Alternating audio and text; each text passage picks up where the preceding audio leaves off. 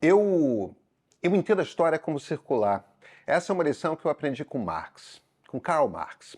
Sabe aquela frase, né? A história se repete a primeira vez como tragédia, a segunda como farsa? Então, é dele, do Marx. E vocês aí se perguntando o que um liberal está fazendo bem. Citando Karl Marx, eu estou otimista com o Brasil e acho que vale falar sobre isso. Comentei desse assunto brevemente com a Marilise e com o Christian ontem durante a mesa do meio, e muita gente me perguntou pelas redes, acho que vale desenvolver o raciocínio. Mas o motivo pelo qual insisto que é muito importante punir os militares da ativa e da reserva que se envolveram com o planejamento de um golpe de Estado passa justamente por aí, pela maneira como leio a história da República Brasileira. Sabe, política é parte da cultura de um povo. A gente pensa em cultura como música, literatura, cinema, as artes.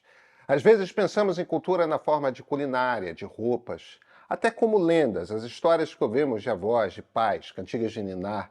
Mas nossos valores políticos também são temperados por isso. Se alguém lê os discursos de Plínio Salgado e vê os mesmos valores no que fala Jair Bolsonaro, isso não é cópia, é cultura.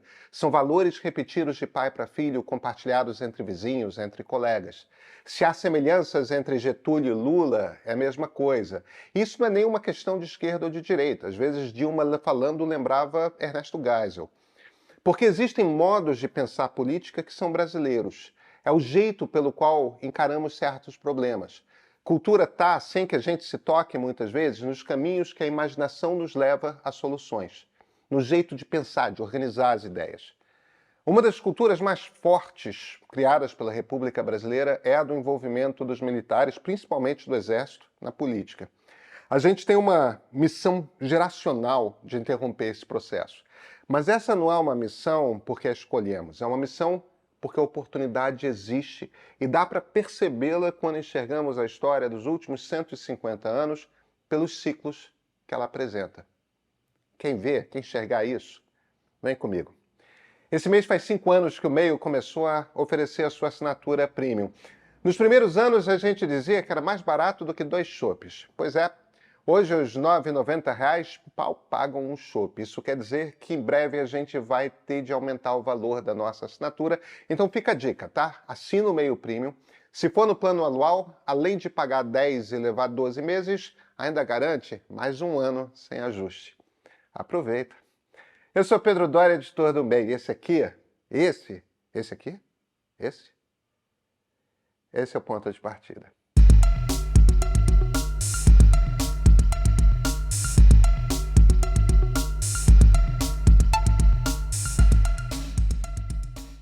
Se a gente abre um livro de história daqueles que a gente recebe no colégio, o que está escrito lá é que em 1889 aconteceu a Proclamação da República. Mas existe outra maneira de descrever.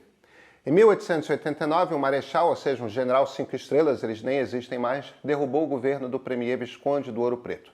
Afonso Celso de Assis Figueiredo já tinha sido ministro da Fazenda e era um abolicionista convicto. Os deputados gerais, na sua franca maioria, naquele momento da história, eram todos abolicionistas, nem todos convictos. O Ouro Preto havia sucedido só uns meses antes o João Alfredo Correia de Oliveira, que no comando do governo brasileiro conseguiu a mais importante vitória política da segunda metade do século XIX. Ele conseguiu abolir a escravidão. 85 votos a favor, 9 contra na Câmara, só um senador votou contra. Esses nomes são quase estranhos, né? Governo Visconde do Ouro Preto, governo João Alfredo. A gente pensa em governo Pedro II, em regência da princesa Isabel, mas não eram eles que governavam. Eram os primeiros ministros e os seus gabinetes. A gente não aprende na escola sobre quem realmente governava o Brasil primeiro porque faz parecer que era uma monarquia absolutista, não era.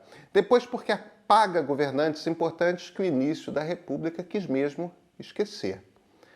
Mas naquele final de década, Câmara e Senado haviam conseguido formar maioria abolicionista. Foi a primeira vez desde a independência.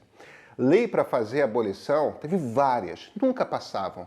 Mas naquela rodada, políticos abolicionistas radicais se tornaram primeiros ministros, um depois do outro.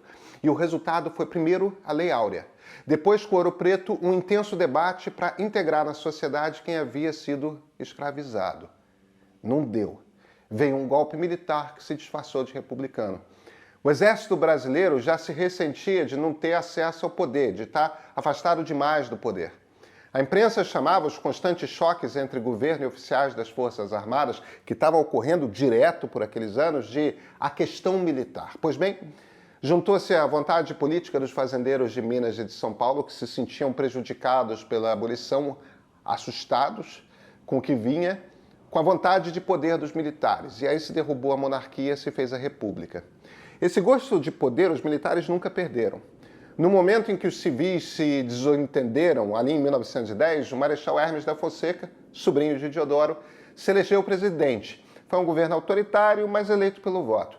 Em 1922, as pessoas esqueceram isso, mas quem liderou o levante do Forte de Copacabana? O capitão Mário Hermes da Fonseca. Quem estava num quartel esperando para saber se haviam conseguido derrubar o presidente Epitácio Pessoa? O pai do Mário Hermes. Prontinho para subir o seu segundo mandato na presidência. Em 1930 aconteceu o que chamamos de Revolução de 1930, é quando Getúlio Vargas derruba o governo Washington Luiz e assume poder. Como aconteceu de fato a derrubada do presidente? 2 generais e um almirante entraram armados no gabinete e o prenderam. Quando Getúlio chegou ao Rio, quem estava ao lado dele? Os tenentes que estavam em 1922 do lado de Mário Hermes da Fonseca. A ditadura do Vargas tem 2 períodos. Uma é a ditadura leve, que vai até 1937, e naquele momento tinha muita agitação no Brasil, tá? Artigos na imprensa cobrando eleições, abertura, gente se candidatando à presidência para o pleito de 1938. Então Getúlio pega um documento falso escrito por um capitão do Exército, usa como desculpa para dizer que tinha uma revolução comunista que estava para acontecer e decreta uma ditadura cerrada, pesada, cheia de tortura nos porões, jornais fechados, censurados. Vai até 1945 e ainda pega uma transição com um general no governo. Quem era o capitão que escreveu o tal documento falso? Olímpio de Mourão Filho.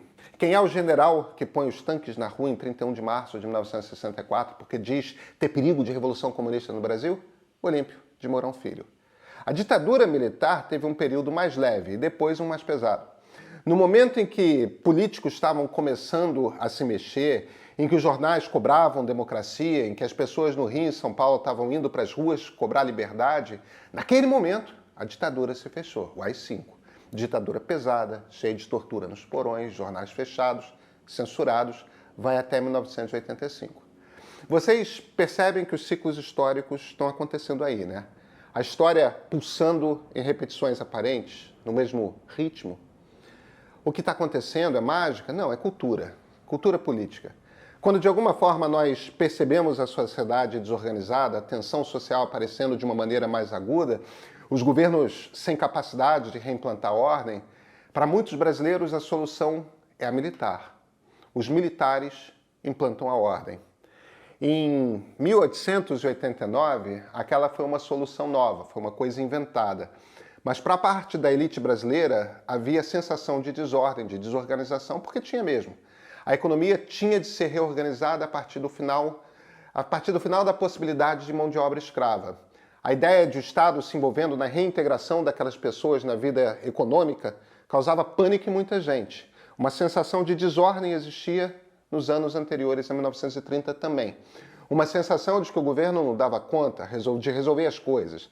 A mesma sensação no período imediatamente anterior a 1964. E é o que tínhamos antes de 2018. Todo o país passa por esses momentos em que há desordem.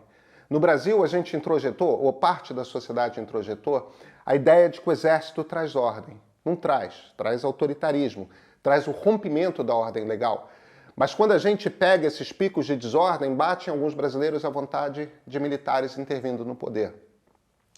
O interessante é o seguinte, esses regimes que os militares implantam, se depender da sociedade, eles não são de longa duração.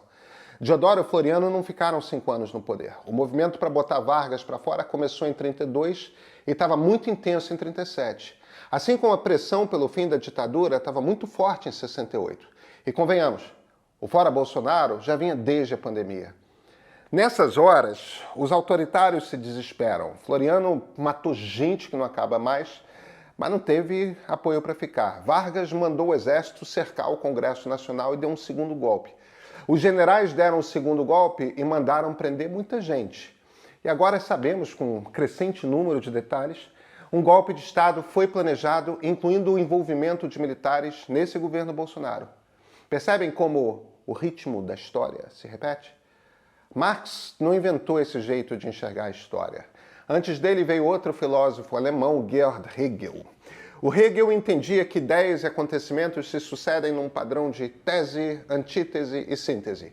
Quer dizer, alguém levanta uma ideia e aparece uma ideia antagônica e o contraste entre as duas termina num novo Estado.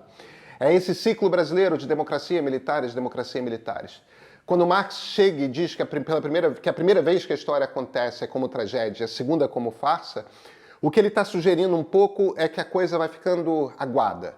Aquela solução para o problema que tanta gente introjetou vai perdendo o poder, vai perdendo o fascínio, porque menos gente vai levando ela a sério mesmo. Em 1937, quando inventaram o Plano Cohen, a história do documento falso, o Brasil, de fato, havia vivido uma tentativa de revolução comunista só uns anos antes. Era uma revolução tão desastrada que entrou para a história como uma intentona, uma bagunça, mas foi real. Em 1964, quando falaram em ameaça comunista, ao menos havia comunistas de verdade no Brasil e um ou outro acreditava em guerrilha. Não tinha chance de uma revolução estourar, mas pelo menos a coisa existia. Agora, com o Olavão gritando histérico sobre ameaça comunista, o que a gente tinha era stalinista de YouTube, né? Sem nenhuma União Soviética bancando a Internacional Comunista. A gente vai ficando a coisa toda vai ficando cada vez mais ridícula, cada vez menos crível. E quando o diabo perde credibilidade, perde também poder, influência. Vai escoando na imaginação política da gente como possibilidade. Estamos no momento da farsa. É isso que faz dessa hora na história uma oportunidade. A ameaça militar perdeu sua credibilidade. O 8 de janeiro foi muito grave, mas foi também um esquete do Sargento Pincel dos Trapalhões, quando comparamos com os tanques do general Olímpio de Mourão Filho, quando comparamos com o exército de Vargas cercando o Congresso Nacional, perto de Deodoro, acompanhado de homens armados, comunicando sua deposição a um dos políticos mais dignos do Segundo Império. Um político, aliás, cujo nome eles que o derrubaram quiseram apagar. Quando somos crianças, tem uma hora que a gente se enche de coragem, desce da cama, encara o escuro lá embaixo para descobrir que não tem bicho-papão. Aí crescemos. O cachorro Totó no Mágico de Oz, revelando que o mago é só um homenzinho baixinho atrás de uma cortina. O menino gritando, o rei tá nu. É nessas horas que a gente perde o medo. É nessa hora que aquela coisa que parece muito grande, muito forte, deixa de ser. A gente cresce. O exército é a principal assombração da história da República. Foram 4 ciclos de gente fardada no poder, se considerarmos o governo Hermes. Gente fardada que passa pelo poder sempre tenta um golpe em alguma hora. Sempre. Quando as coisas não estão bem na República, parte da sociedade sempre pede os militares no governo. Sempre dá errado. Sempre ameaça a democracia. Nesse momento da história, o momento da farsa, a gente olha e vê. São os sujeitos de camiseta fotografando muamba árabe para vender em Miami. Cheios de estrelas e negociando compra de picanha para os churrascos da família que a gente tem de pagar. As universidades federais pagam os churrascos da família universitária. Os hospitais públicos pagam os churrascos da família, família salutar. É hora de a República olhar na cara deles, investigar, levar a julgamento e prender com rigor da lei todo mundo que tenha planejado o novo Estado Novo, o novo AI-5, o novo fechamento do regime. A farsa marca o fim do monstro. Eu cito Marx, é verdade, mas também cito outro cara que se inspirou no Hegel, Francis Fukuyama.